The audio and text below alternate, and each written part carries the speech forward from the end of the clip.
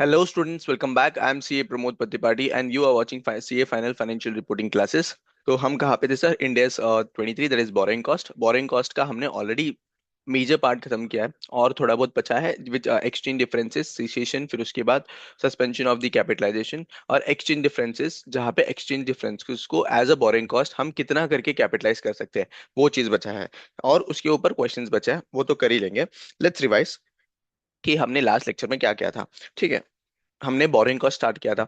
ठीक है sir, borrowing cost start किया था which includes borrowing cost includes means and includes interest cost and other cost, right? Interest cost is directly finance cost, और other cost जो है ना वो प्रोसेसिंग फीस हुआ या फिर अंडरराइटिंग कमीशन हुआ, ये सारे जो है ना डायरेक्ट कॉस्ट है, वो हम बोरिंग कॉस्ट के मीनिंग में इंक्लूड करते हैं। बट एक्सक्लूड होगा इक्विटी शेयर कैपिटल का, और प्रेफरेंस शेयर कैपिटल का जो कॉस्ट है वो एक्सक्लूड हो जाएगा।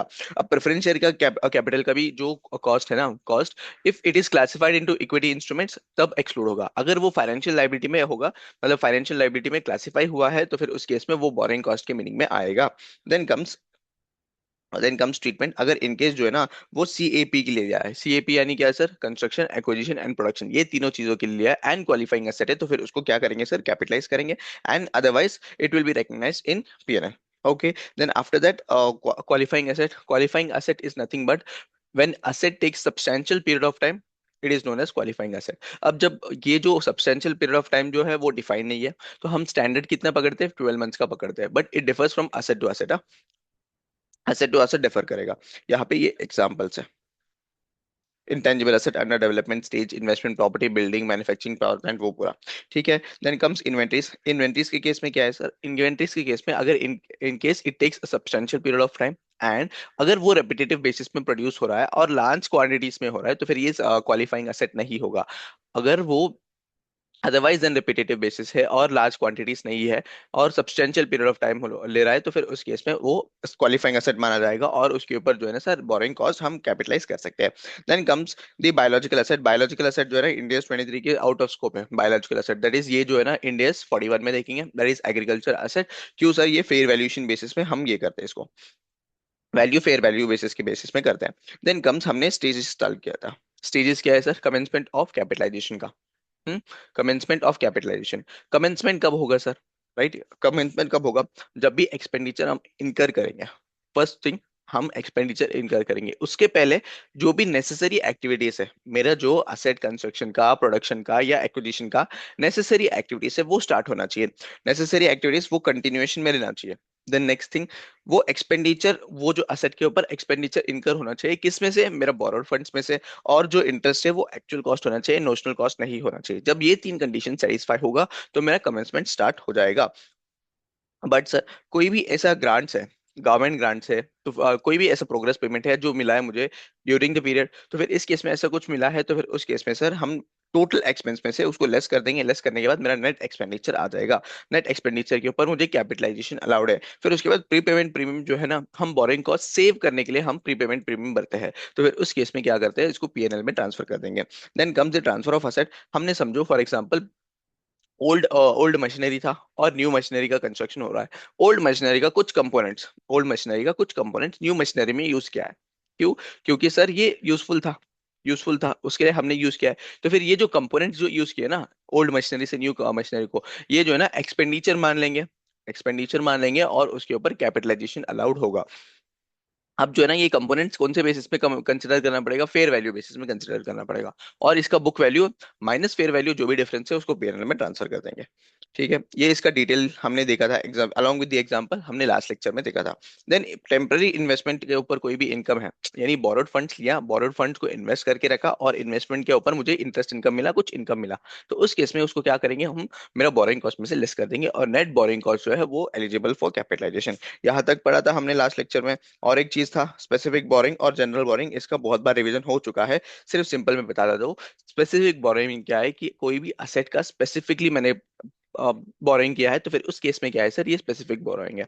कंप्लीट कॉस्ट जो है ना, interest cost is available for capitalization, time period involve नहीं है। अगर कोई भी टेम्पररी इनकम है तो लेस कर देंगे, बोरिंग कॉस्ट है। Then general borrowing, otherwise then specific borrowing, कोई भी बोरिंग होगा तो वो जनरल बोरिंग होगा। अब जनरल बोरिंग के केस में क्या करते हैं हम?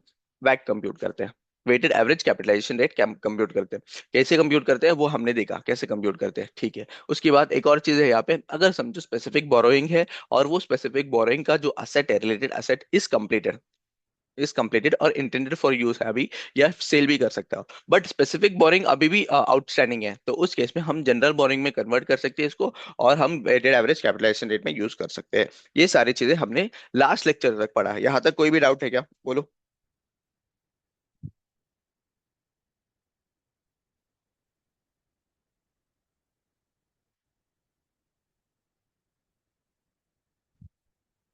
समझा ये चीज?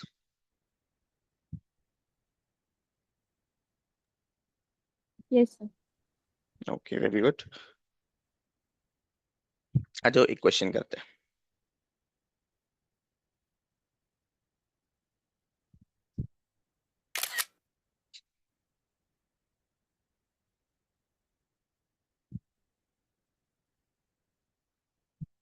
नहीं है कि क्वेश्चन।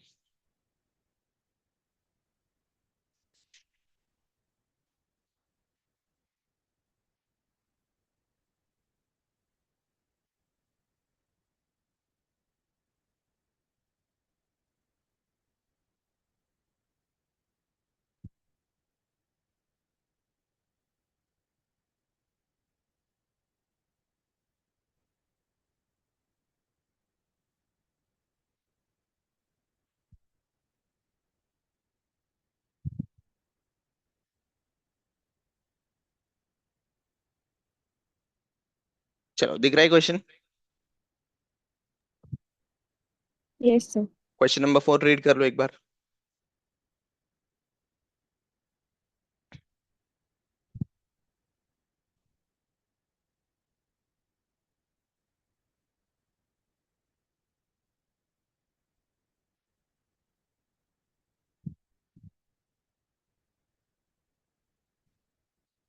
1 मिनट रीड कर लो।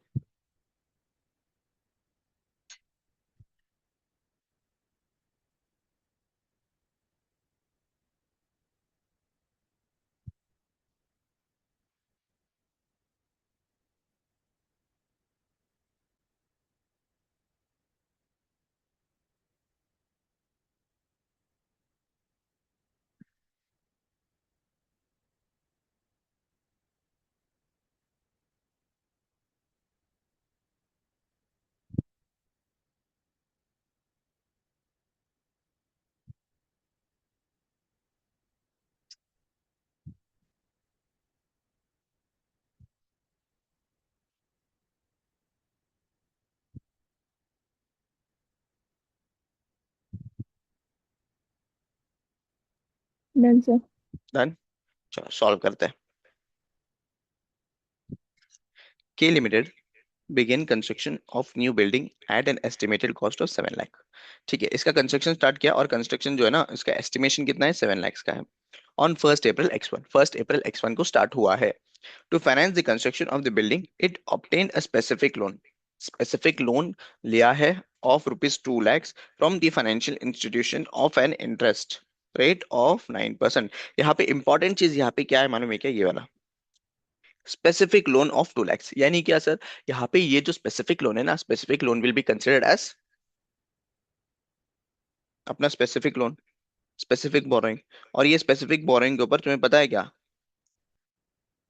हमें कंप्लीट कैपिटलाइजेशन अलाउड है, कंप्लीट जो इंटरेस्ट का कैपिटलाइजेशन अलाउड है, टाइम पीरियड कंसिडर नहीं होगा। From the financial institution at an interest rate of 9%, 9% के रेट से इंटरेस्ट अलाउड है। तो फिर यहाँ पे बताओ, 2 lakhs के ऊपर 9% के रेट से कितना आएगा, बोलो कितना आएगा।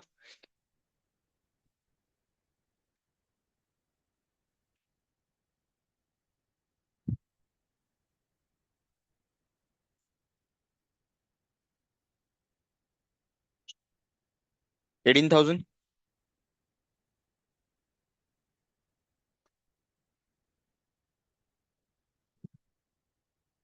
18,000 जो है ना, ये मेरे स्पेसिफिक बोरिंग के ऊपर बोरिंग कॉस्ट है, तो फिर ये जो है ना टोटली हमें कैपिटलाइज करने मिल जाएगा। देन आगे देखेंगे कंपनीज आउटस्टैंडिंग लोन्स। यानी क्या, अदर देन स्पेसिफिक लोन हमारा आउटस्टैंडिंग लोन्स भी है। 7 lakhs का 12% की रेट ऑफ इंटरेस्ट है, और 9 lakhs का 11% रेट ऑफ इंटरेस्ट है। दो लोन है हमारे पास outstanding. This will be considered as general borrowing. ये क्या है मेरा, ये मेरा है जनरल बोरोइंग। जनरल बोरोइंग के केस में क्या करते हैं हम, weighted average capitalization rate compute करते हैं। चलो आगे क्या बोला है, the expenditure incurred on the construction was. 1 April को कितना, 1,50,000 किया है। देन अगस्त को 2 lakhs किया है। अगस्त और सॉरी अक्टूबर 2001 को 3,50,000 किया है।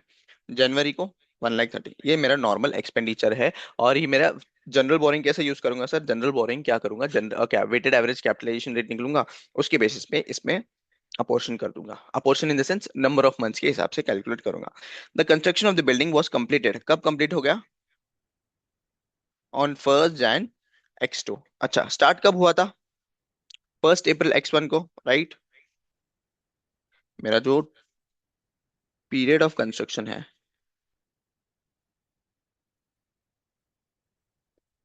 कितना है period of construction, 1st April को स्टार्ट हुआ,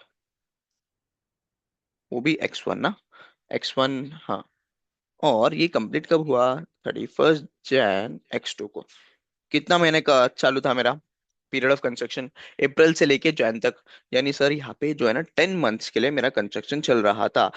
सिर्फ और सिर्फ 10 मंथ्स के लिए जो है ना, मैं कंस्ट्रक्शन का जो बोरिंग कॉस्ट है वो कैपिटलाइज कर सकता हूँ। क्योंकि थर्टी फर्स्ट को थर्टी फर्स्ट को जो है ना, 31st को कंप्लीट हुआ बिल्डिंग। जब 31st को कंप्लीट हो गया तो फिर उसके बाद तो मुझे अलाउड ही नहीं है ना।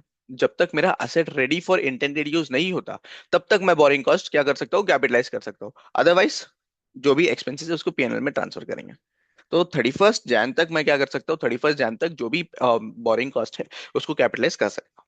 चलो आगे देखिए। Following is the provision of India's 23 borrowing cost. Calculate the amount of interest to be capitalized and pass the journal entry for the capitalization of the cost and borrowing cost in respect of the building as on 31st March X2। As on 31st March X2 के basis में हमें कब borrowing cost compute करना है, second journal entries भी बताना है। ठीक है, फिर से देखोगे क्वेश्चन, जो सोल्यूशन में बढ़ते हैं डायरेक्ट। हाँ, सॉल्यूशन। चलो, इंपॉर्टेंट क्वेश्चन है, एलडीआर समझ लो।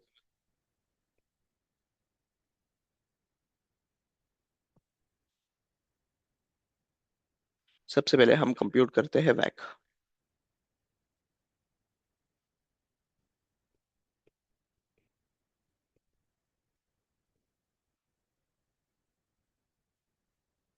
ठीक है, कंप्यूटेशन ऑफ वैक। अब वैक के कंप्यूट करने के लिए दो तरीका बता रहा। पहले इंटरेस्ट कैलकुलेट करो, इंटरेस्ट के बेसिस में मेरा वैक कंप्यूट करो, interest divided by total funds. और दूसरा है वेटेड, ये जो है ना वेट्स के बेसिस में। अब मैं जो करता हूँ वेट्स के बेसिस में करता हूँ। तो वेट्स जो है सर, 7 lakhs के लिए 12% के रेट ऑफ इंटरेस्ट है। और मेरा यहाँ पे टोटल जो है ना, यहाँ पे 16 lakhs का लोन है, राइट। टोटल मेरा 16 lakhs का लोन है। तो यहाँ पे कैसे कंप्यूट करूंगा, 7 लाख के ऊपर मेरा टोटल लोन है 16 lakhs, इंटू कितना है ये, 12%, ओके। प्लस और 9 lakhs है, 9 lakhs प्लस, प्लस नहीं, 16 lakhs इंटू 11%, बराबर है ना 11%, हाँ।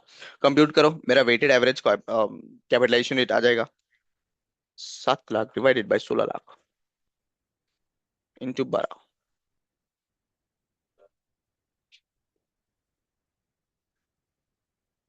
9 लाख डिवाइडेड बाई 16 इंटू 11, ये आ जाएगा 6.1875। देखो कंप्यूटेशन सही है क्या, देखो एक बार कंप्यूटेशन सही है क्या।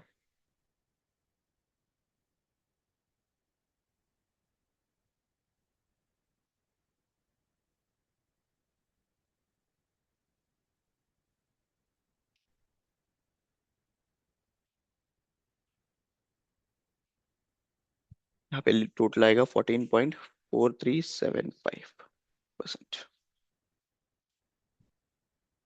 यस नो बोलो।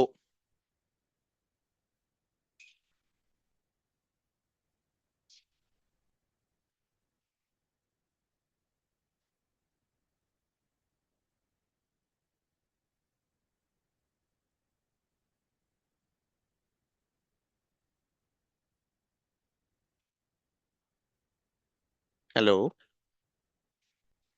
करेक्ट है। चेक करेक्ट है। Correct. Okay. Computation of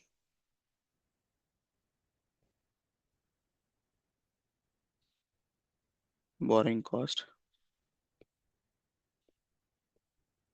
eligible for capitalisation.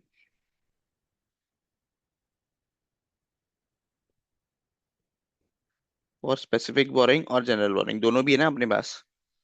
Specific भी है और जनरल बोरिंग भी है। General borrowings. ठीक है। तो अब यहाँ पे सबसे पहले डेट आ जाएगा।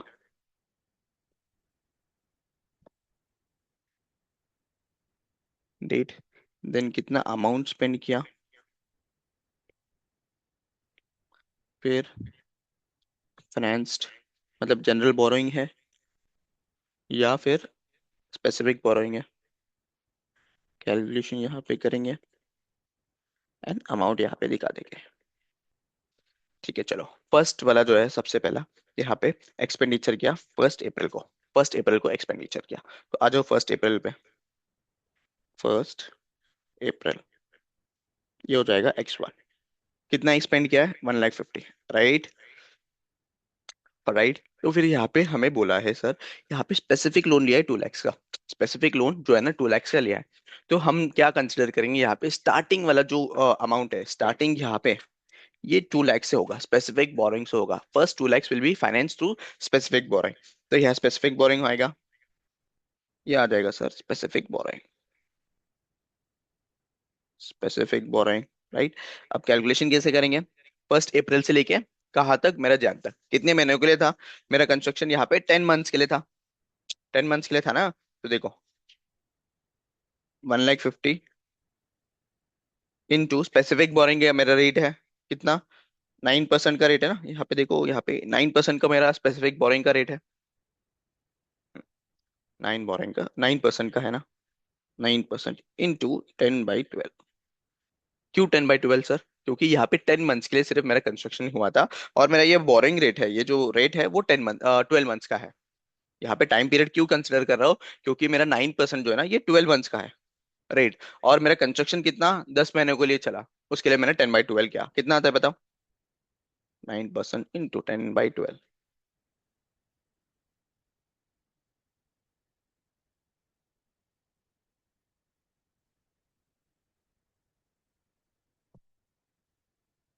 ये आ जाएगा 11,250।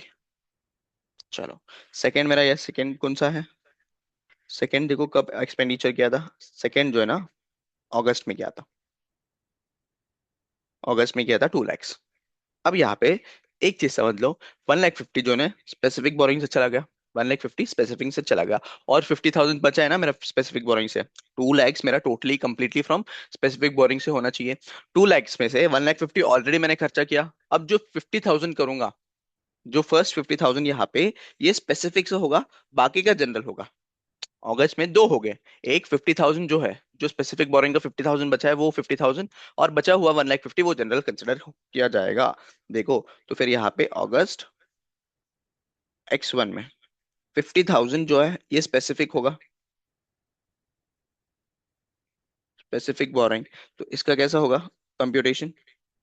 तो यहाँ पे क्या सर टाइम पीरियड कंसिडर करेंगे क्या। यानी क्या अगस्त से कंसिडर करेंगे या अप्रैल से कंसिडर करेंगे।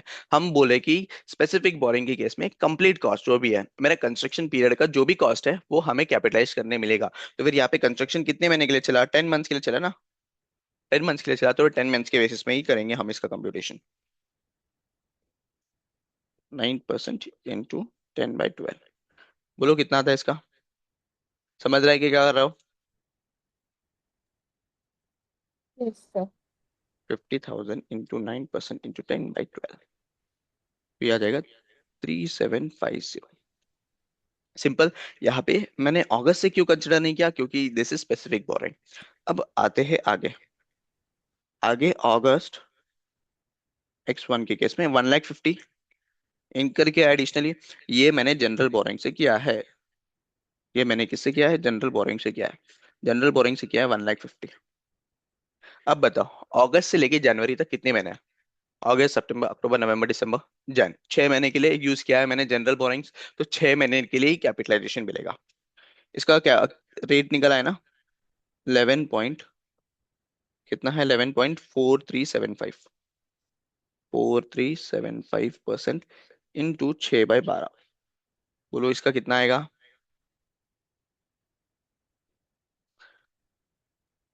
8 इंटू 5 11, 7 8 85। 7 8 ओके, 0.12। 8578.13 कर देते ना इसको। ठीक है, हाँ। चलो ये भी समझ में आ गया। अब डायरेक्टली करेंगे अक्टूबर। अक्टूबर का 3,50,000 हुआ है, एंड जनवरी का जो है ना 1 लाख हुआ है। तो अक्टूबर 3,50,000, अक्टूबर x1 कितना, 3,50,000 हुआ है ना अक्टूबर में। अक्टूबर में हुआ है 3,50,000, यस। और ये भी किससे हुआ है, जनरल बोरिंग से हुआ है। 3,50,000 इंटू 11.4375 इंटू, अब देखो अक्टूबर से मेरा जनवरी कितने महीने हैं। अक्टूबर नवंबर दिसंबर जन 4 महीने के लिए। तो 4 महीने के लिए कैपिटलाइज करूंगा, कितना आएगा बताओ। 3,50,000 इंटू 11.3475,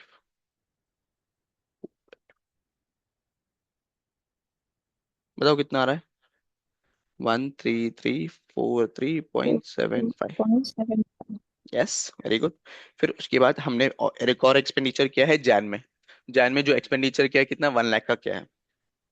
जैन में किया है। और जैन में ही मेरा क्या हो रहा है सर, यहाँ पे जैन में ही मेरा ये कंप्लीट हो रहा है। जैन में 1 लाख का किया है, और ये जनरल बोरोइंग है। तो कितना आएगा, 1 लाख इंटू 11.4375%। सिर्फ 1 महीने के लिए कैपिटलाइज करेंगे हम। क्यों, लास्ट मंथ मेरा कंस्ट्रक्शन कब खत्म हो गया, 31 जैन को खत्म हो गया। 1 लाख इंटू 11.75% इंटू 1/12, कितना है ये। 953.25। 953.12, या 13 कर देते हैं क्योंकि इसको राउंड फिगर। तो बताओ टोटल बोरिंग कॉस्ट कितना है मेरा।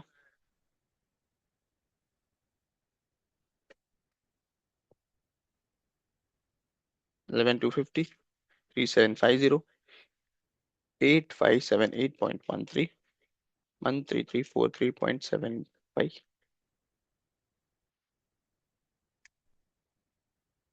Total borrowing cost comes out to be 3,787.5, 3,787.5, yes. देखो यहाँ तक, एक बार देख लो सोल्यूशन जो कंप्यूटेशन किया ना, एक बार ध्यान से देख लो। क्योंकि यहाँ पे कंफ्यूजन वाला पॉइंट कौन सा है बताओ, ये वाला। First 2 lakhs would be from the specific boring, बाकी का जो है मेरा जनरल बोरिंग से होगा। स्पेसिफिक बोरिंग के केस में मेरा टोटल कैपिटलाइजेशन मिलेगा 9%, टोटल 10 मंथ्स के लिए मिल जाएगा।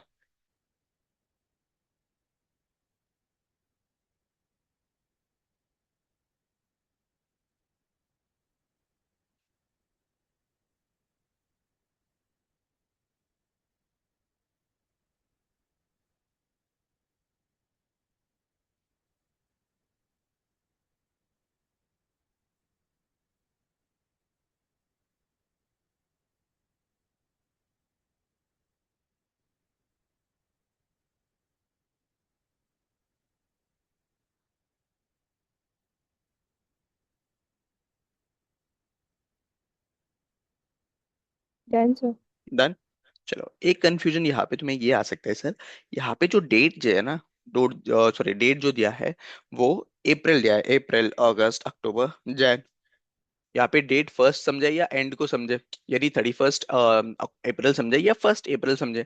यहाँ पे अजम्पशन लेंगे कि यहाँ पे जो एक्सपेंडिचर हो रहा है वो फर्स्ट को हो रहा है, यानी फर्स्ट को हो रहा है। यहाँ पे 31 को खत्म हो रहा है मेरा जनवरी, कंस्ट्रक्शन जो है ना 31 को खत्म हो रहा है। तो यहाँ पे 1 जन कंसिडर किया हमने, 1 मंथ का कैपिटलाइज किया ना। यहाँ पे अजम्पशन ये लेंगे कि फर्स्ट अप्रैल को हमने स्टार्ट किया है, जो भी एक्सपेंडिचर इनको हो रहा है 1 अप्रैल को हो रहा। क्यों सर, आईसीआई मॉड्यूल ने सेम अजम्पशन लिया। हमने ये भी ले सकते हैं कि एंड में हो रहा है, बट आईसीआई मॉड्यूल ने क्या लिया, फर्स्ट ऑफ द मंथ लिया, तो फिर हम भी वही लेते हैं। उसका नोट लिखा देता हूँ मैं, ठीक है। अब आ जाएगा टोटल एक्सपेंडिचर।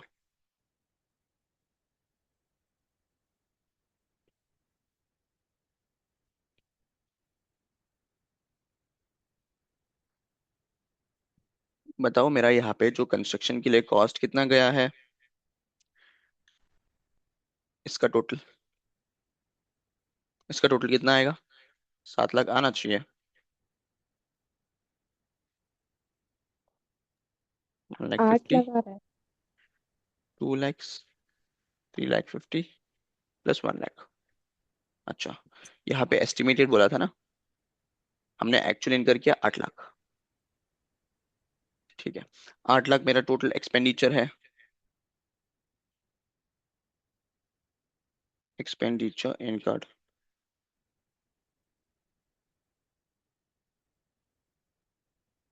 कितना है? 8 लाख है। इसमें हम क्या करेंगे, कैप बोरिंग कॉस्ट कैपिटलाइज कर देंगे। ऐड करो मेरा बोरिंग कॉस्ट।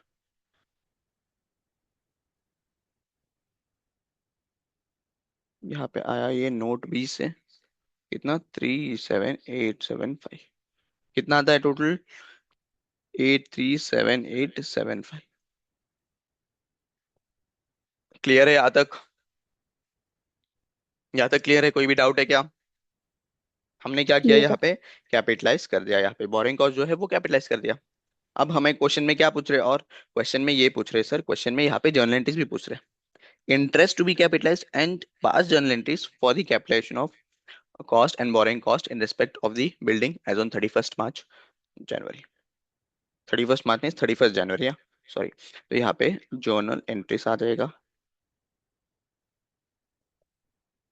यहाँ पे दो जर्नल एंट्रीज नॉर्मली हो सकते हैं। क्या क्या जो दो जर्नल एंट्रीज है, या तो मैं इंटरेस्ट कॉस्ट को और मेरा जो एक्सपेंडिचर है उसको अलग अलग बताऊंगा, या फिर मैं टोटली बैंक से करूंगा। तो फर्स्ट अल्टरनेटिव क्या होगा?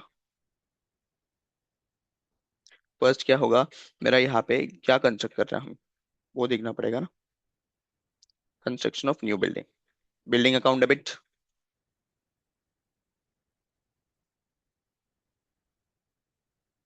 कितना है मेरा cost? 837875।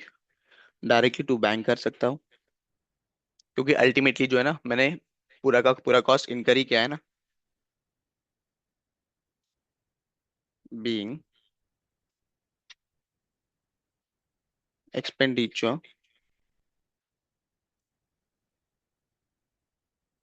incurred on construction of new building।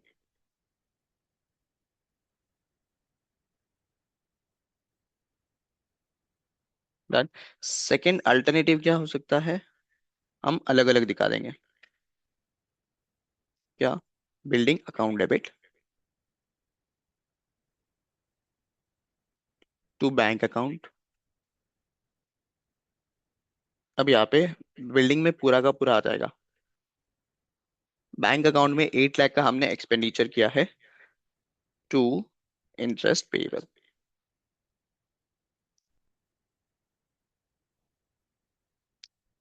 878।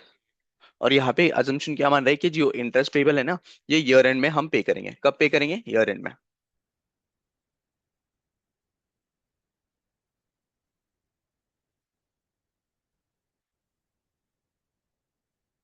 Being, वही है, being expenditure incurred on construction of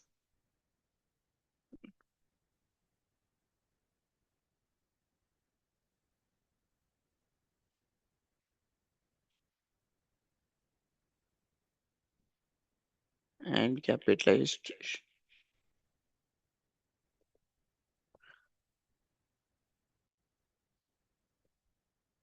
समझा यहाँ तक? कोई भी डाउट है क्या?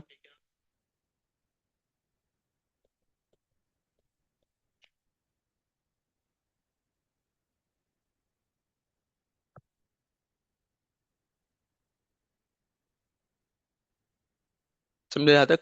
कोई डाउट है बताओ। यहाँ पे डायरेक्टली हमने क्या किया, बैंक अकाउंट के थ्रू इसको रूट कर दिया डायरेक्टली। सेकेंड एंट्री में यहाँ पे हमने क्या कर दिया, यहाँ पे इंटरेस्ट पेबल दिखाया, और यहाँ पे 31st मार्च जो है ना मेरा ईयर एंड है, 31st मार्च को पे आउट होगा, ऐसा हमने असम्पशन लिया है यहाँ पे। 35 है ना ये? 75, हाँ। यहाँ पे इसका नोट भी लिख देता हूँ।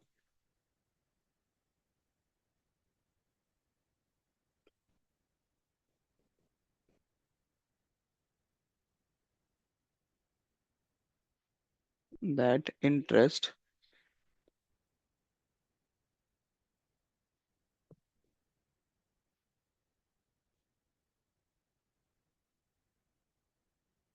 therefore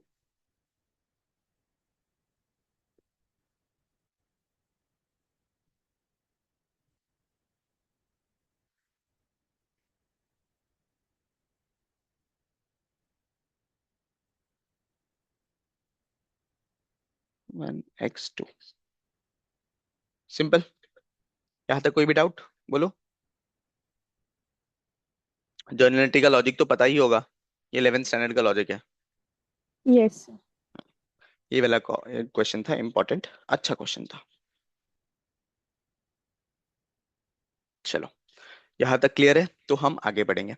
हमने क्या देखा था सर? हमने कंसेप्ट में हमें कमेंसमेंट खत्म हो गया था।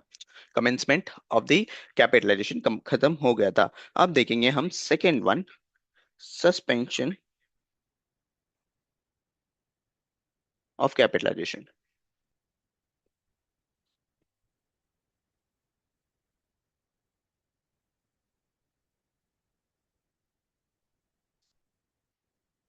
आ जाओ, हम देखेंगे सस्पेंशन।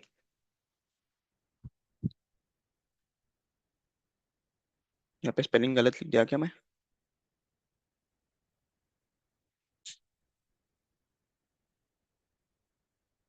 हम्म, देखो, सस्पेंशन ऑफ कैपिटलाइजेशन क्या होगा? सस्पेंड करना मतलब क्या है, पता है क्या? सस्पेंड करना मतलब, यानी मेरा जो कैपिटलाइजेशन है उसको रोक देना। कैपिटलाइजेशन जो है ना मेरा, वो रोक देना। हमें कमेंसमेंट देखा था, कमेंसमेंट में तीन कंडीशंस थे: एक्सपेंडिचर इनकर होना चाहिए, नेसेसरी एक्टिविटीज इन प्लेस होना चाहिए, और क्या है, interest cost, actual borrowing cost होना चाहिए। वो सारी चीजें कमेंसमेंट में देखा था। अब कमेंसमेंट स्टार्ट हुआ, राइट? कमेंसमेंट स्टार्ट हुआ। कमेंसमेंट के टाइम में during the year, during the commencement, यहाँ पे ऐसा कोई भी एक्टिविटीज आ गया, कोई एक्टिविटीज ऐसा आ गया जो मेरा काम रोक दिया, 3 से 4 महीने के लिए मेरा काम रोक दिया। यहाँ पे गैप आ गया, गैप आ गया ना। मेरा 1 अप्रैल को समझो मेरा स्टार्ट हुआ वर्किंग, 31 दिसंबर तक बहुत सही चला, या समझो 1 नवंबर तक बहुत सही चला। ठीक है, उसके बाद नवंबर, दिसंबर और जनवरी, ये तीनों महीने जो है ना, यहाँ पे काम में रोक आया। क्यों? क्योंकि एम्प्लॉयज का स्ट्राइक चल रहा था, या फिर मेरा जो सराउंडिंग्स है, सराउंडिंग्स इन द सेंस, मैं जो लोकेलिटी में रहता हूँ, वो ऐसे लोकेलिटी है जहाँ पे नवंबर, दिसंबर, जनवरी में वॉर्स होते हैं, और वहां पे जो है ना, काम करने का लायक नहीं रहता सिचुएशन। तो फिर यहाँ पे क्या होगा, नवंबर, दिसंबर और जनवरी में काम में रोक आ गया, मतलब काम रुक गया मेरा। तो फिर ये जो काम रुक गया ना, इस पीरियड ऑफ टाइम में मेरा जो इंटरेस्ट कॉस्ट है ना, इंटरेस्ट कॉस्ट उसको कैपिटलाइज नहीं करेंगे, उसको सस्पेंड कर देंगे। सस्पेंड इन द सेंस रोक देंगे, कैपिटलाइजेशन रोक देंगे इस पर्टिकुलर 3 महीने के लिए। कौन से महीने के लिए? नवंबर, दिसंबर और जनवरी। और फेब में जब रेज्यूम होगा मेरा वर्किंग, तो फेब और मार्च के लिए मैं कैपिटलाइजेशन कर सकता हूँ। जब काम चालू है कैपिटलाइज कर सकता हूँ, जब काम चालू नहीं है, ड्यू टू एक्स फैक्टर्स, कोई भी फैक्टर हो सकता है, जैसे वॉर बोला, फिर उसके बाद कोई कोई चीजें कैसा होता है कि मेरा 6 महीना काम चलेगा और 6 महीना लीव, हो सकता है ना। तो फिर यहाँ पे 6 महीने का काम जब किया है, उस पीरियड में मैं कैपिटलाइज कर सकता हूँ मेरा इंटरेस्ट, बोरिंग बोरिंग कॉस्ट, और जो 6 मंथ्स है वो क्या होगा सर, उसमें हम कैपिटलाइज नहीं कर सकते हैं। इसी को क्या बोलते हैं? Suspension of capitalization. इसको बोलते हैं सस्पेंशन ऑफ कैपिटलाइजेशन। अब यहाँ पे सस्पेंशन ऑफ कैपिटलाइजेशन में दो तरह के सस्पेंशन है नॉर्मली। मेरा जो वर्क है ना, वर्क कर रहा हूँ मैं, काम कर रहा हूँ, इसका एग्जांपल लेते हैं नेक्स्ट सेशन में। बट यहाँ पे 4 मिनट बचे, तो फिर बेसिक अंडरस्टैंडिंग ले लेते हैं। अब यहाँ पे सस्पेंशन करना है मुझे, बराबर। अब मेरा जो टेम्पररी, मेरा जो वर्क हो रहा है, काम चल रहा है, या तो टेम्पररी ब्रेक डाउन हो सकता है, या फिर मेरा परमानेंट आ सकता है। या तो टेम्पररी आ सकता है, या तो परमानेंट आ सकता है। टेम्पररी इन द सेंस समझो, कोई भी ब्रिज बना रहा हूँ मैं, ब्रिज बना रहा हूँ, और ब्रिज बनाते बनाते जो है ना, वाटर लेवल्स हाई हो गए, due to rains water levels high हो गए। अब यहाँ पे ड्यूरिंग दी जो रेनी सीजन, यहाँ पे ब्रिज बनाना मुश्किल हो जाएगा, ब्रिज बनाना मुश्किल हो जाएगा। 20-25 दिन के लिए क्या कर सकता हूँ, ये जो काम है रोक सकता हूँ, फिर उसके बाद रेज्यूम कर सकता हूँ। ये क्या है, टेम्पररी है। ड्यू टू टेम्पररी रेनफॉल्स की वजह से टेम्पररी मेरा काम रुक गया। तो फिर इस ड्यूरिंग ड्यूरिंग दिस पीरियड, ये जो कैपिटलाइजेशन है उसको रोकने का जरूरत नहीं है, हमारा कैपिटलाइजेशन चालू रहेगा। बट यहाँ पे वो जो ब्रिज का जो कंस्ट्रक्शन है, वहां पे जो एम्प्लॉय स्ट्राइक की वजह से रोक गया 2 से 3 महीने तक, एम्प्लॉय के जो स्ट्राइक की वजह से 2 से 3 महीने तक रोक गया, ये टेम्पररी नहीं है ना, ये टेम्पररी नहीं है। Due to some external factors यहाँ पे मेरा काम रुक गया। तो फिर इस केस में यहाँ पे ये जो पीरियड है, इस ये पीरियड में कैपिटलाइजेशन अलाउड नहीं है। तो फिर दो क्लासिफिकेशन है, एक टेम्पररी, एक परमानेंट। परमानेंट नहीं, दूसरा बोल सकते हैं for the longer period. Temporary जो है, टेम्पररी की केस में मेरा जो सस्पेंशन है वो अलाउ मतलब अप्लीकेबल नहीं है, यानी क्या मेरा कैपिटलाइजेशन अलाउड है ड्यूरिंग द टेम्पररी ब्रेकडाउन। और सेकेंड जो है, मेरा जो लॉन्ग टाइम के लिए work is not temporary case में, उस केस में मेरा क्या कैपिटलाइजेशन वो सस्पेंड करना ही पड़ेगा। ठीक है।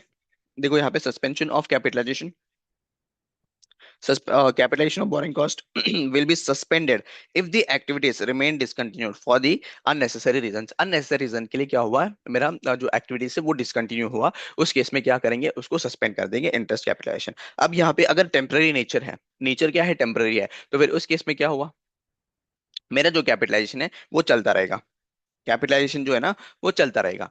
और अगर it is not temporary case तो फिर suspend the capitalization of borrowing cost. यहाँ पे जो भी उस पीरियड का जो बोरिंग कॉस्ट है उसको पीएनएल में ट्रांसफर कर देंगे, उस पीरियड का बोरिंग कॉस्ट जो है ना उसको पीएनएल में ट्रांसफर कर देंगे। क्या यहाँ तक समझा? इसका एग्जांपल लेते हैं हम।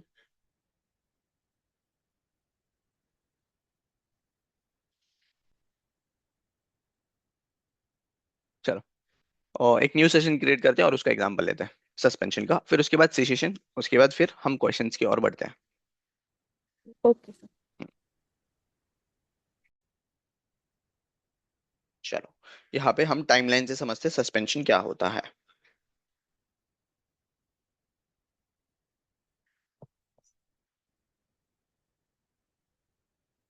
यहाँ पे समझो, ये मेरा 1 अप्रैल x1 है।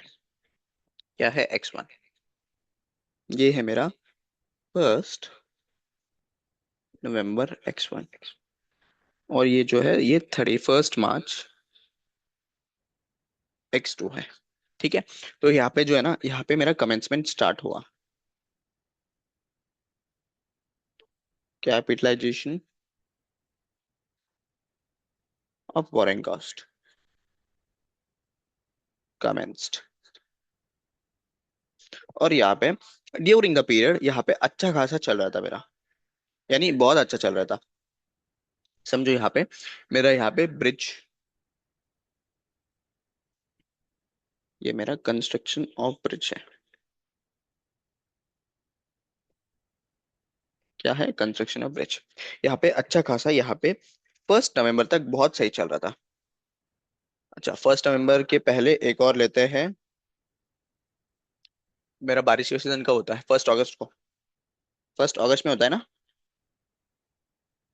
हम्म, तो 1 अगस्त तक बहुत सही चल रहा था, यहाँ पे बहुत सही चलता था बहुत। यहाँ पे क्या हुआ, 1 अगस्त को यहाँ पे ये हुआ है कि यहाँ पे हैवी रेन्स चालू हुए।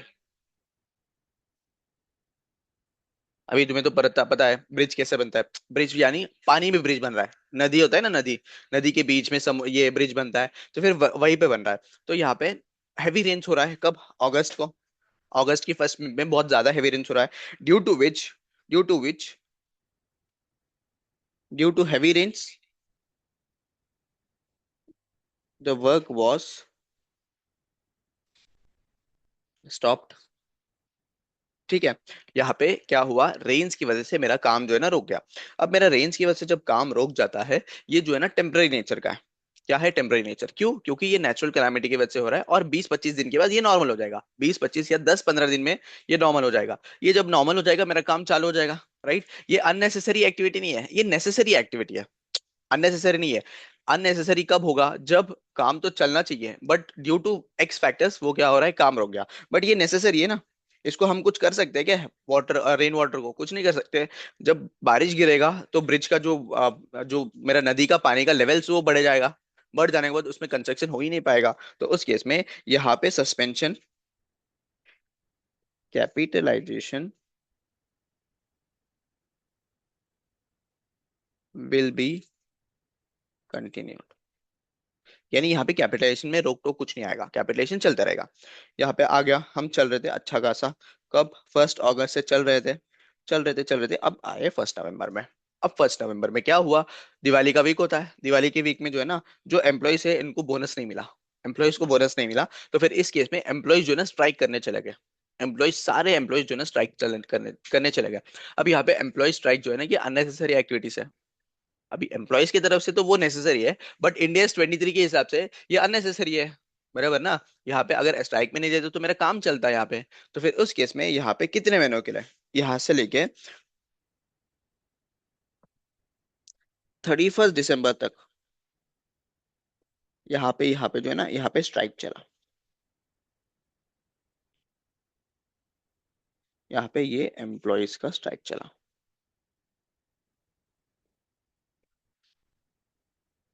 तो 2 मंथ्स के लिए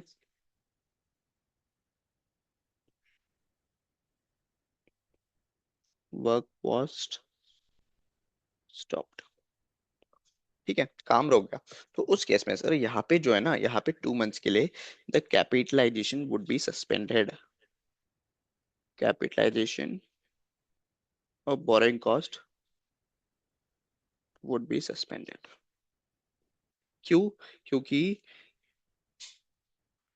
employ strike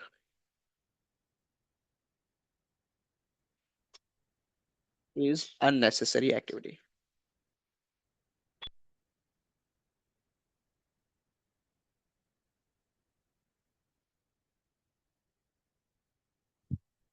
right.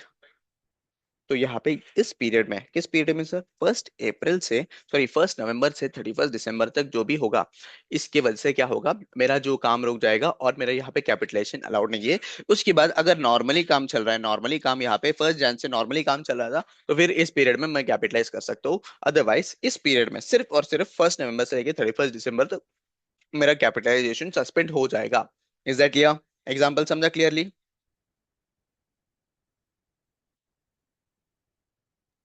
Yes, sir. Very good.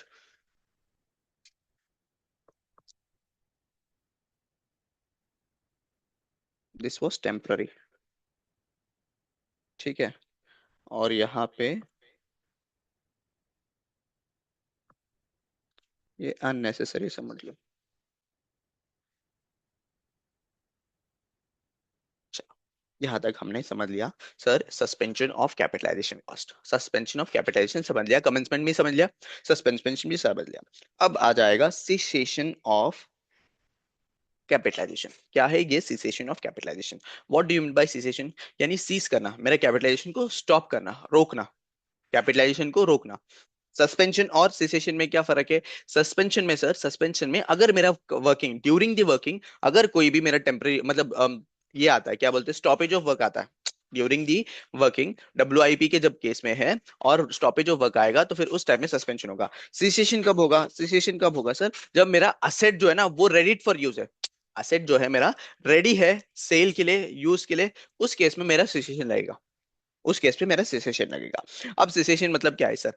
समझो फॉर एग्जांपल मैंने कोई भी ये बना रहा हूँ, क्या ये कैलकुलेटर बना रहा हूँ, कैलकुलेटर दिख रहा है सबको?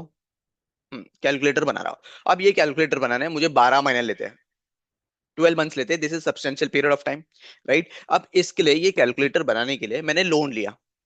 ठीक है, लोन लिया। अब लोन जो है 1 अप्रैल को लिया, 1 अप्रैल से मेरा कंस्ट्रक्शन भी चालू हो गया और मेरा लोन भी चल रहा है, और लोन इसमें कैपिटलाइज करते आ रहा हूँ, कर रहा हूँ। फिर उसके बाद यहाँ पे 1 जनवरी को ये मेरा कैलकुलेटर है, कैलकुलेटर जो है ना वो बन के रेडी हो गया है। राइट। ये मेरा जो कैलकुलेटर है बन के रेडी हो गया है कैलकुलेटर। अब यहाँ पे कैलकुलेटर बन के रेडी हो गया और मेरा बोरिंग कॉस्ट जो है ना वो अभी तक भी आउटस्टैंडिंग है। हम्म, जब भी बन के हो गया, ये रेडी फॉर यूज है, रेडी फॉर यूज है, तो फिर इस केस में यहाँ पे कैपिटलाइजेशन जो है ना, बोरिंग कॉस्ट का जो कैपिटलाइजेशन का चल रहा था वो सीज कर देंगे हम, यानी स्टॉप कर देंगे। इसके आगे एक भी पैसा जो है ना इसमें कैपिटलाइज नहीं करेंगे। जो भी पैसा होगा बोरिंग कॉस्ट उसको P&L में ट्रांसफर कर देंगे। कब तक? जब तक ये असेट बन के रेडी नहीं होता तब तक हम इस पे कैपिटलाइज करेंगे। इसके बाद जो भी है after getting ready for use, इसके बाद जो भी बोरिंग कॉस्ट है उसको क्या करेंगे, P&L में ट्रांसफर करेंगे। तो इसको बोलते हैं सीसेशन ऑफ कैपिटलाइजेशन। ठीक है, इसको क्या बोलते हैं? Cessation of capitalisation. अब नॉर्मली जो है ना सीसेशन ऑफ कैपिटलाइजेशन दो तरीके हैं। क्या? एक इंडिपेंडेंट है और एक डिपेंडेंट है। चलो तुम्हें इस एग्जाम्पल से बताता हूँ।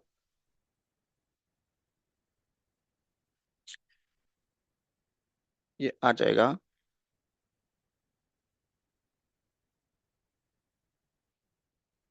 सीसेशन ऑफ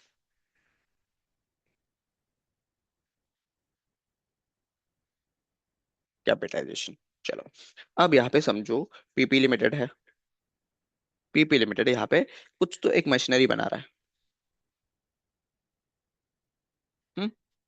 कुछ तो एक मशीनरी बना रहा है। अब ये मशीनरी में है दो कंपोनेंट, इसमें है पार्ट वन और इसमें है पार्ट टू। दो पार्ट में बनता है मशीनरी, राइट, दो पार्ट में बनता है। जब तक पार्ट ए नहीं बनता है, ये सिनेरियो ए, केस ए है, केस वन के केस में जब तक पार्ट वन नहीं बनता है तब तक मेरा पार्ट टू जो है ना कंप्लीट नहीं होगा। जब तक मेरा पार्ट वन नहीं बन जाता तब तक मेरा पार्ट टू कंप्लीट नहीं हो पाएगा, राइट। मेरा first step is this one, step one ये बनेगा, उसके बाद स्टेप टू बनेगा। ठीक है, यहां तक समझा, यहां तक क्लियर है सर। अब यहाँ पे मैंने इसके लिए इस पर्टिकुलर मशीनरी के लिए मैंने लोन लिया था, और उसके ऊपर बोरिंग कॉस्ट आएगा। ठीक है, बोरिंग कॉस्ट आएगा। समझो यहाँ पे 1 अप्रैल से मेरा कंस्ट्रक्शन स्टार्ट हुआ, यहाँ पे 1 अप्रैल से मेरा कंस्ट्रक्शन स्टार्ट हुआ है, और ये चलेगा कब तक, सितंबर तक। 1 सितंबर तक समझो यहाँ पे मेरा पार्ट वन बन गया। ठीक है, पार्ट वन इज कंप्लीटेड। अब पार्ट वन कंप्लीट हो गया ना सर, पार्ट वन कंप्लीट हो गया, हम सिचुएशन में क्या देखते हैं, जब भी तक मेरा asset for ready for use है और रेडी फॉर सेल है। ठीक है, रेडी फॉर यूज है और रेडी फॉर सेल है, और यहाँ पे ready for use ready for sale रहेगा, तो उसके जो जब तक कंप्लीट हो जाएगा तो फिर उस केस में हम सीज कर देंगे, मतलब जो कैपिटलेशन है वो सीज कर देंगे। यहाँ पे पार्ट वन रेडी है, रेडी है, रेडी फॉर यूज है, बट मेरा जो प्लांट मशीनरी है ना, मशीनरी कंप्लीट कब नहीं होता, जब तक ये जो है ना पार्ट वन और पार्ट टू जबकि बनने नहीं होता। मतलब ये जो है ना can only be used with part two. मतलब पार्ट वन जो है वो सिर्फ और सिर्फ मैं पार्ट टू के साथ ही यूज कर सकता हूँ और किसी और के साथ नहीं यूज कर सकता हूँ। और पार्ट टू कब स्टार्ट होगा, पार्ट वन से, तो फिर यहाँ पे इंटरडिपेंडेंसी है ना, part one is dependent on part two is dependent on part one, right. तो फिर इस केस में यहाँ पे भले ही पार्ट वन इज कंप्लीटेड यहाँ पे मेरा सीज नहीं होगा capitalisation. Why why because capitalisation will not cease. Why? Because machineries are interdependent on each other.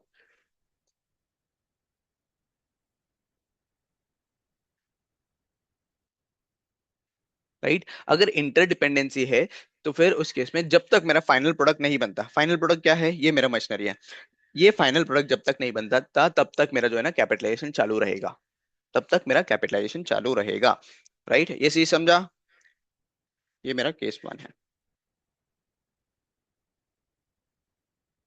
समझा, क्लियर है यहाँ पे। Yes sir. क्या है सर यहाँ पे, हाँ। अगर मेरा असेट जो है ना एक दूसरे के ऊपर डिपेंडेंट है, डिपेंडेंट के केस में क्या होगा, जब तक मेरा फाइनल प्रोडक्ट नहीं बनेगा तब तक मेरा सिसेशन नहीं होगा, यानी मेरा कैपिटलाइजेशन चालू रहेगा।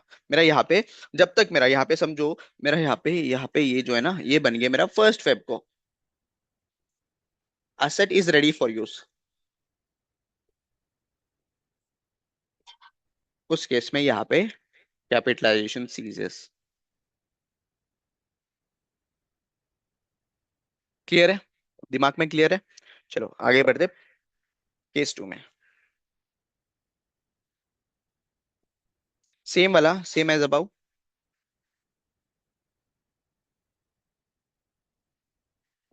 लेकिन part one is independent and can be used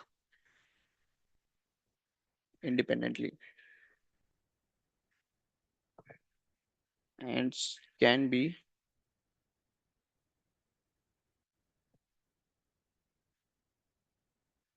sold। यानी क्या, पार्ट वन जो है, पार्ट वन जो बन गया ना, ये इंडिपेंडेंट ऑफ पार्ट टू है।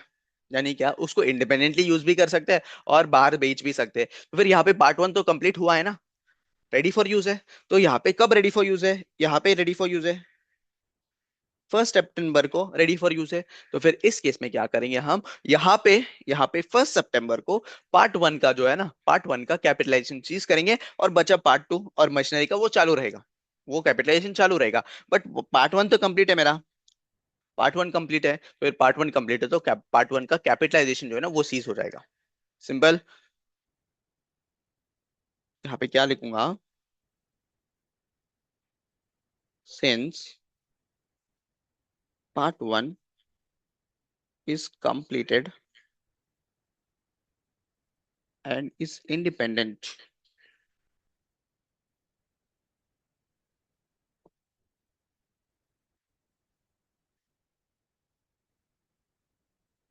therefore capitalization on part one ceases on 1st September as it is ready for use and sale। Simple. ये चीज समझा? पक्का? बोलो।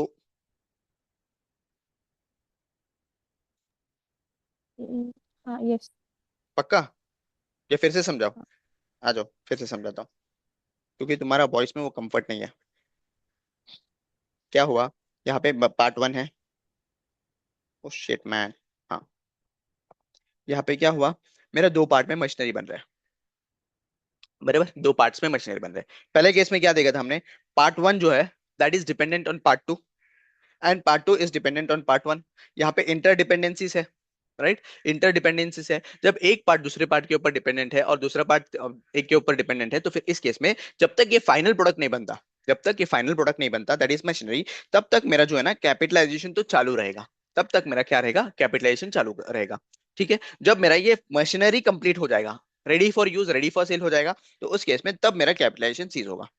ये पहला केस था। सेकंड केस क्या है, मेरा मशीनरी तो बनेगा, मशीनरी बनेगा, पार्ट वन है पार्ट टू है, लेकिन यहाँ पे पार्ट वन जो है ना, पार्ट वन इंडिपेंडेंटली यूज कर सकता हूँ मैं, इंडिपेंडेंटली यूज कर सकता हूँ। यानी क्या, इंडिपेंडेंटली यूज भी कर सकता हूँ और इंडिपेंडेंटली मैं मार्केट में बेच भी सकता हूँ इसको।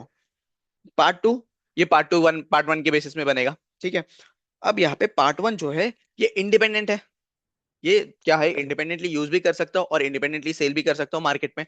तो यहाँ पे जब भी ये रेडी फॉर यूज होगा, जब भी ये रेडी फॉर यूज होगा, तो फिर ये वाला पार्ट को हम क्या करेंगे, सीज कर दें, मतलब इसका जो कैपिटलाइजेशन है वो सीज हो जाएगा, इसका पार्ट जो है ना वो सीज हो जाएगा, और मेरा इसके ऊपर कैपिटलाइजेशन चालू रहेगा, इसके ऊपर सीज हो जाएगा, मतलब कैपिटलाइजेशन बंद हो जाएगा। और ये 1 सितंबर को बंद हो जाएगा सीजेशन, मतलब कैपिटलाइजेशन इसके ऊपर, ये पार्ट के ऊपर, ये क्या बोलते हैं, मेरा इंटरेस्ट कॉस्ट कैपिटलाइज होना बंद हो जाएगा। अब ये कैसे करेंगे सर, इसका क्या कैलकुलेशन होगा वो सीखेंगे हम, बट इतना समझ लो, जब ये रेडी फॉर यूज हो जाएगा हम क्या करेंगे, सीज कर देंगे। इसका एक और एग्जांपल देता हूँ ना मैं, दूसरा एग्जांपल देता हूँ एक और। समझो बिल्डिंग है, ये रहा बिल्डिंग, मॉडर्न आर्ट है मेरा, मॉडर्न। हम्म, ये मेरा फर्स्ट फ्लोर है। अच्छा, ये मेरा फर्स्ट है और ये मेरा सेकंड है, और मेरा ये ग्राउंड है। ठीक है, कभी बिल्डिंग तो ऑब्वियसली तुम्हारा घर होगा ना। अब ये घर जो है, घर जो है, ग्राउंड फ्लोर और फर्स्ट फ्लोर तो बन चुका है, this is ready, ready for use और सेल। तो बताओ, ये रेडी फॉर यूज है और रेडी फॉर सेल होता है ना, बहुत बार होता है ना। हम फर्स्ट ग्राउंड और फर्स्ट फ्लोर बनाते हैं, फर्स्ट फ्लोर में एंट्री कर देते हैं, यूज करते हैं, और ऊपर कंस्ट्रक्शन चलते रहता है। तो यहाँ पे जो है ना कंस्ट्रक्शन चल रहा है, यहाँ पे कंस्ट्रक्शन चल रहा है।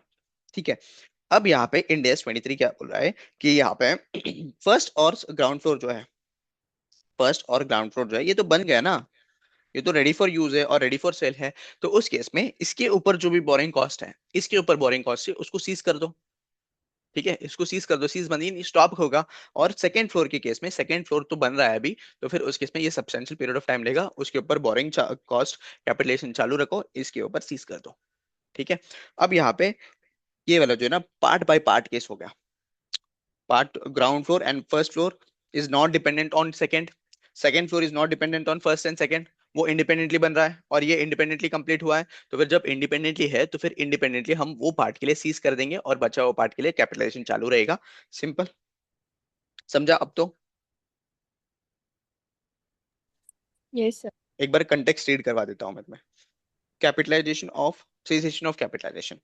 Capitalization of borrowing costs should cease when substantially all necessary activities to prepare the qualifying asset for its intended use or sale is complete. यानी क्या, सारा चीजें हमारा कंप्लीट होगा, मेजर मेजर। अभी समझो सर, हमने बिल्डिंग देखा था एग्जांपल। अब ये बिल्डिंग में जो है ना छोटा मोटा काम बचा है, छोटा मोटा यानी कि समझो मेरा सब इंटीरियर वगैरह खत्म हुआ, उसमें सोफा डालना है या बेड्स डालना है, ठीक है, या फिर मुझे डिजाइनर सामान लगाना है, पोर्ट्रेट लगाना है। ये क्या है, छोटे छोटे चीजें ना। मेरा मेन चीज क्या था, मेरा ये था, फ्लैट था। फ्लैट के अंदर पानी आ रहा है क्या? यस। मेरा सब फिटिंग्स हो गया क्या? यस। पेंटिंग वगैरह हुआ है क्या? मैं रह सकता हूँ क्या? रह सकता हूँ। तो फिर ये majority all activities are complete, तो फिर इस केस में मेरा जो है ना कैपिटलाइजेशन चीज हो जाएगा। आगे क्या बोल रहा है? An asset is normally ready for its intended use when it is physical construction of the asset is complete, even though routine administration work might still continue. यानी मेरा जो है ना रूटीन वर्क चलता रहेगा। रूटीन वर्क जो भी है, मैं बोला ना कि पोर्ट्रेट लगाना है मुझे वॉल के ऊपर, मेरा फोटो फ्रेम लगाना है, ये पूरा जो है ना सेकेंडरी है। मेरा प्राइमरी वर्किंग खत्म हुआ तो फिर मेरा यहाँ पे रेडी फॉर यूज है। अब सिचुएशन जो है ना पार्ट्स में कैसा होगा, इंडिपेंडेंट है और डिपेंडेंट है। यानी क्या, जो भी मेरा बन रहा है, कंस्ट्रक्शन हो रहा है, वो या तो डिपेंडेंट है और या तो इंडिपेंडेंट है। डिपेंडेंट है तो उस केस में क्या होगा, जब तक मेरा कंप्लीट पार्ट ऑफ जो जब तक मेरा कंप्लीट एसेट कंप्लीट नहीं होता तब तक मेरा कैपिटलाइजेशन चल रहेगा। If completed part is dependent in nature then same will be considered as qualifying asset and borrowing cost is capitalised. यानी क्या, जब तक मेरा कैपिटलाइजेशन मतलब बोरिंग मेरा जो मेन एसेट कंप्लीट नहीं होता तब तक मेरा कैपिटलाइजेशन चालू रहेगा। आगे, independent, if completed part is independent, मतलब जो मेरा पार्ट कंप्लीट हुआ ना वो इंडिपेंडेंट है in nature, then borrowing cost should not be capitalise but recognise in PNL. यानी क्या, जो बोरिंग कॉस्ट है उसको रिकग्नाइज करेंगे, मतलब कैपिटलाइज नहीं करेंगे, उसको पीएनएल में ट्रांसफर कर देंगे। क्लियर? कोई डाउट है? इसका कोई एग्जांपल है क्या? हम मॉड्यूल में देखते हैं।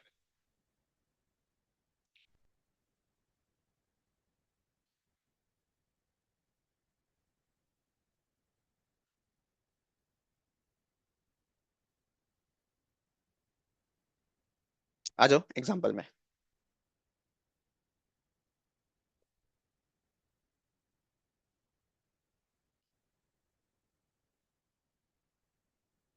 दिख रहा है example?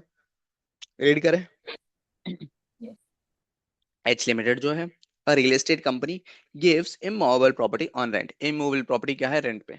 It is completed on 31st May X1 a commercial complex consisting of various offices that could be rented out। ठीक है, it expects that commercial complex will be completely rented out by 30th June। उसको लग रहा है कि जो commercial complexes है उसको रेंट आउट कर सकता है by 30th June। However, due to adverse market condition, only 10% of the commercial complex could be rented out by the reporting by its reporting date 31st March X2। But due to some external reasons यहाँ पे 10% ही rent out करना पड़ा। H Limited wants to capitalize the eligible borrowing cost incurred up to 31st March X2। अब यहाँ पे क्या हो रहा है, इसको जो है ना कैपिटलाइजेशन मतलब जो बोरिंग कॉस्ट इनकर किया up to 31st March X2 उसको कैपिटलाइज करना है। अब मुझे यहाँ पे देखना पड़ेगा, ये जो 10% जो है ना, 10% जो कमर्शियल कॉम्प्लेक्स है, ये जो कमर्शियल कॉम्प्लेक्स है ये डिपेंडेंट है या इंडिपेंडेंट है?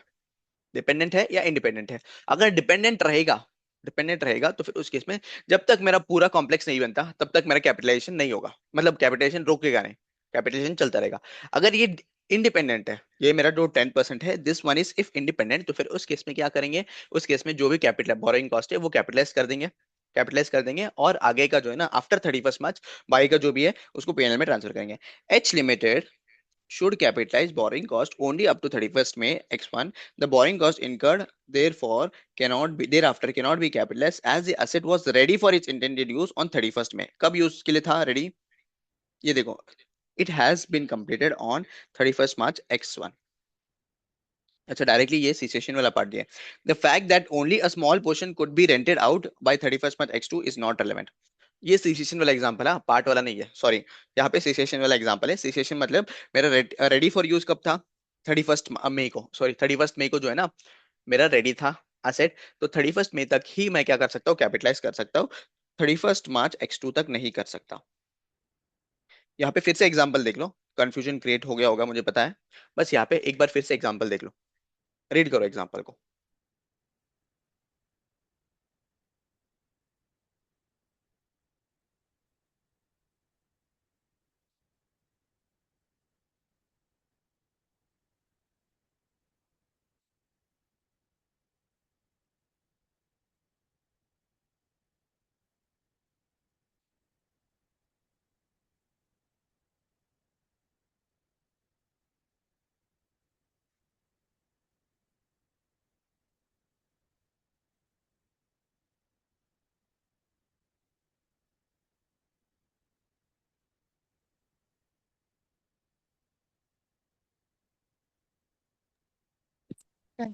डन, समझा? कुछ कंफ्यूजन है क्या? हाँ। नो। हम्म, हमने सर खत्म कर दिया मेरा कमेंसमेंट, सस्पेंशन और कैपिटलाइजेशन, तीनों का तीनों। बस सिंपल एक समरी में बताता हूँ क्या क्या है हमने।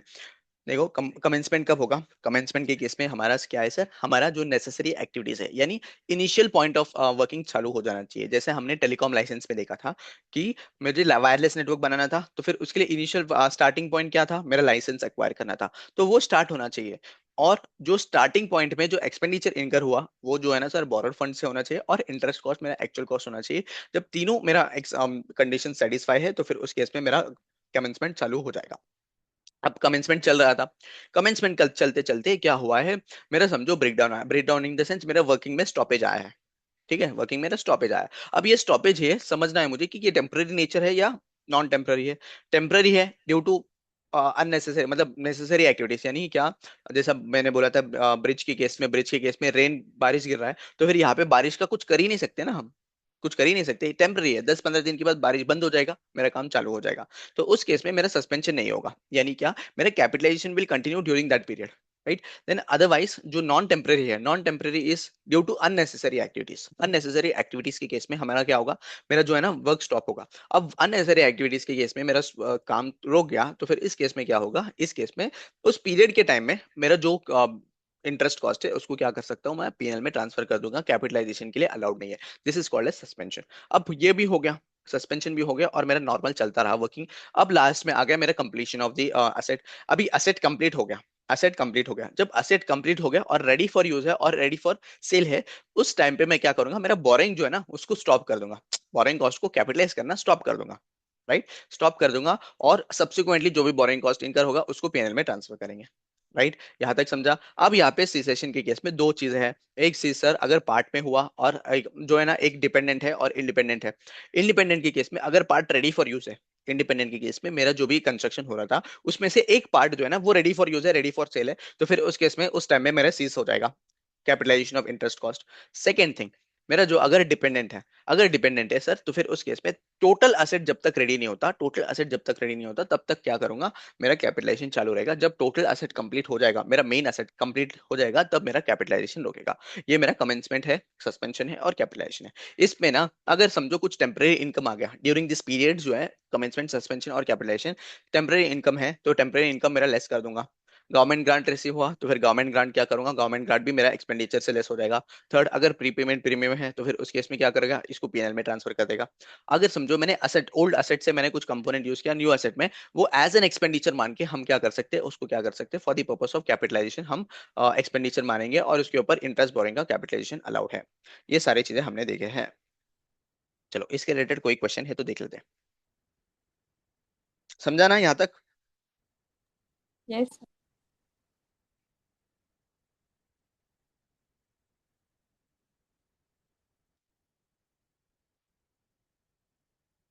ये हमने देख लिया था 99th वाला।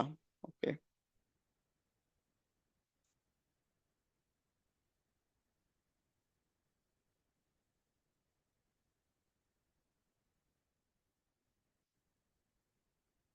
अच्छा, क्वेश्चन नंबर 1 रीड कर लो। Question number 1।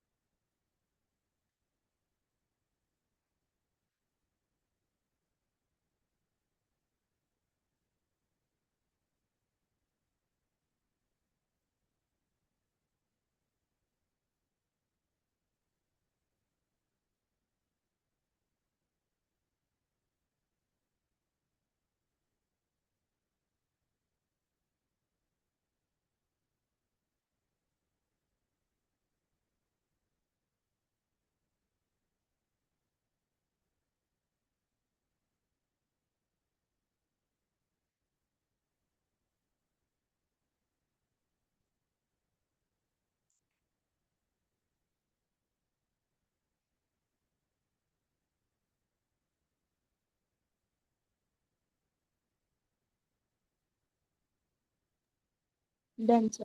डन। चलो, क्या लगता है तुम्हें क्वेश्चन पढ़ने के बाद? बताओ, 2 मिनट दे रहा हूँ सोचने। यही commitment of capitalisation of asset के कैसे?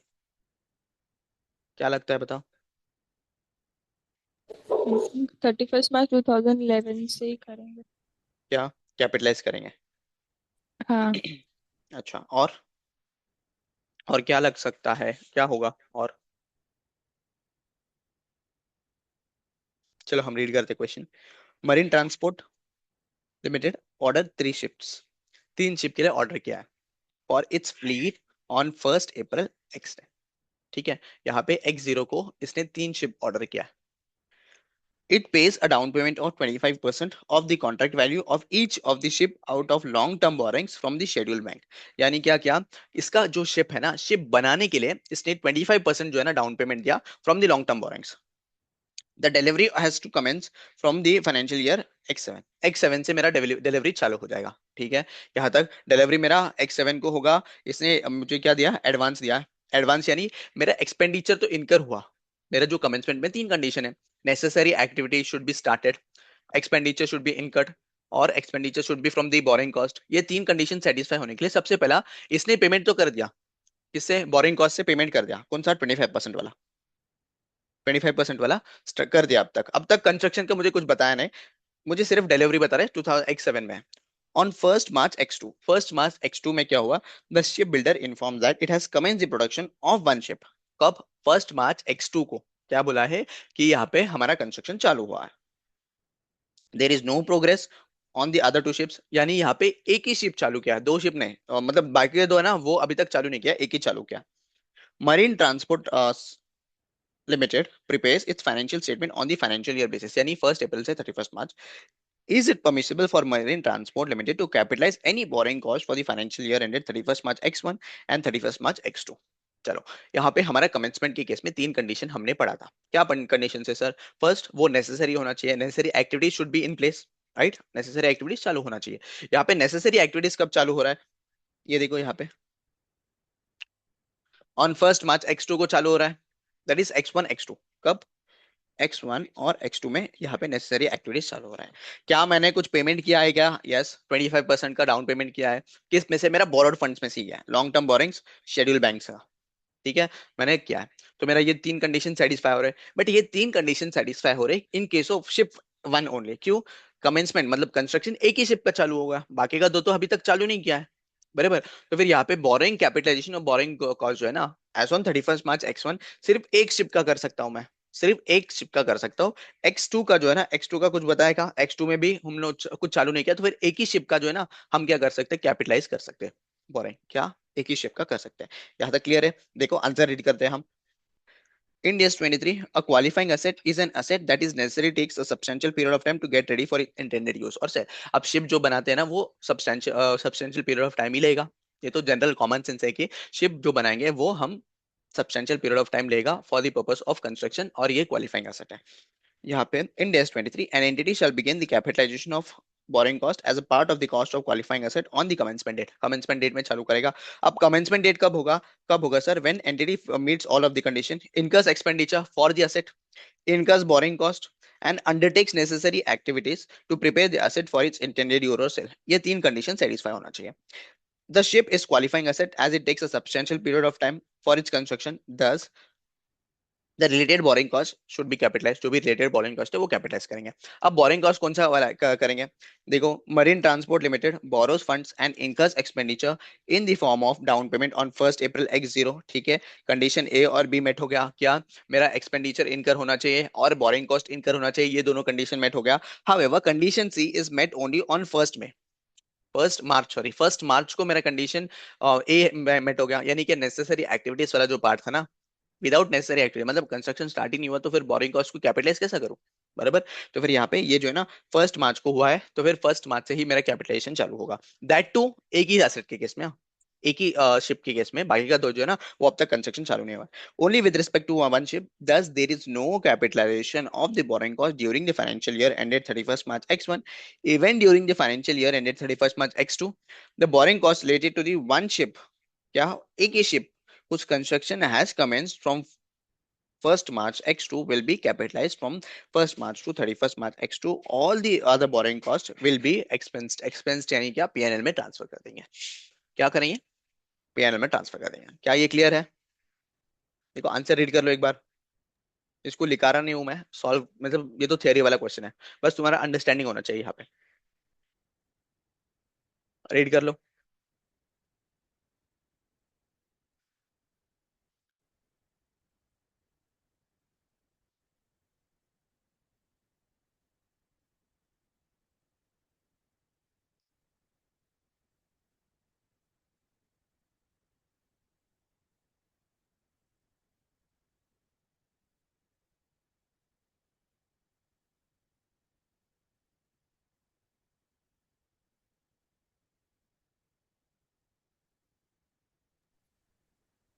Done.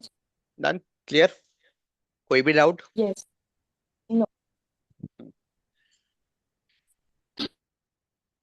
ये हमारा क्वेश्चन हो गया अब।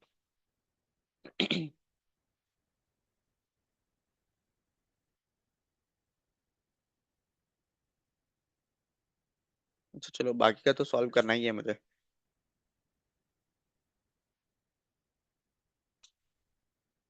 भाई सब सॉल्व करवाना होगा। ठीक है, यहाँ पे 2 मिनट ही बचा है ना, तो फिर हम ये नेक्स्ट सेशन से चालू करेंगे। बस एक चीज बताना था मुझे, मैंने टेस्ट पेपर जो है ना ग्रुप में अपलोड किया टेलीग्राम में, मैं तुम्हें शायद वो पर्सनल में भी भेज देता हूँ। तो टेस्ट का पेपर बन गया है, 16, 38 और 40, ये Oh, तीनों इंडेक्स के ऊपर ट्राई करना पूरा जो है ना पेपर अटेंड करना। अभी फिलहाल के लिए टाइमिंग रोक लो, टाइमिंग इन द सेंस कि हम विद इन टाइम करना चाहिए। With in time in the sense normally हमें 180 मिनट्स मिलता है 100 मार्क्स का, तो 30 मार्क्स का तुम्हें नॉर्मल लगभग 1 घंटा मिलेगा, 1 घंटा 55 मिनट्स मिलेगा। तो फिर अगर हो सके तो 55 मिनट्स में सॉल्व करना, नहीं तो नहीं। टाइमिंग के लिए अभी अभी के लिए साइड में रखो, क्योंकि अभी मेरा इंपॉर्टेंट चीज क्या है यहाँ पे, अभी सॉल्व करना, मतलब मेरा जो क्वेश्चन है वो मुझे समझ रहा है क्या, मैं सॉल्व कर पा रही हूँ क्या, वो पूरा देखना है। अब यहाँ पे सॉल्व करना है तो फिर सॉल्व कितना भी टाइम में कर लो, बट सॉल्व करने का ट्राई करो, कंप्लीट सॉल्व। ठीक है, और करने के बाद मुझे भेज देना, तो मैं चेक कर लेता हूँ, ठीक है। okay. Uh, आज में कल में कभी भी करो, कोई दिक्कत नहीं है। ठीक, चलो, thank you for watching this lecture and have a nice day.